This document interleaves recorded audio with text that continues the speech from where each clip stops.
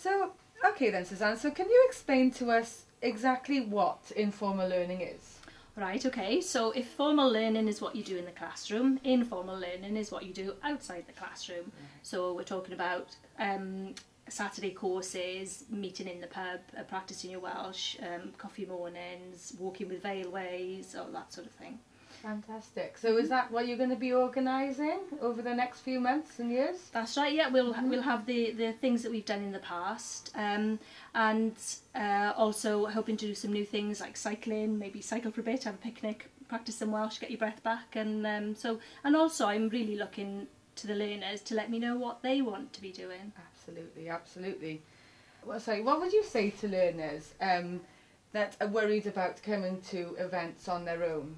Okay, well the easiest place to start is to come to a Saturday course, because there's a lot of tutors available and we're there to make sure that you fit into the right group for your level, and if you find it too easy you can move up, if you find it too hard you can move down. There's absolutely no problem with flexibility, and then you'll meet some other people who are as keen as you are, and then you can arrange to go to other things with them, so maybe you can arrange to go to one of the pub events and meet them there, so Fantastic. You've got company. Great. And if a learner was to come along to the pub or to, the cafe or anything like that, how would they know where you were? How would they know, how could they differentiate your group from another group? Okay, well, if I'm not there, obviously they can listen out for people speaking Welsh, and if I am there, then you'll find me sat with Flam, and Flam is our little red dragon, that just people get to know him and get to know that that's what he looks like.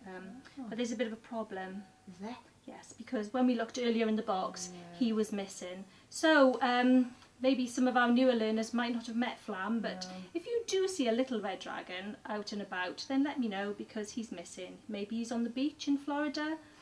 I don't know where he's gone. So if you see him, let us know. Where is Flam? Blame my Flam!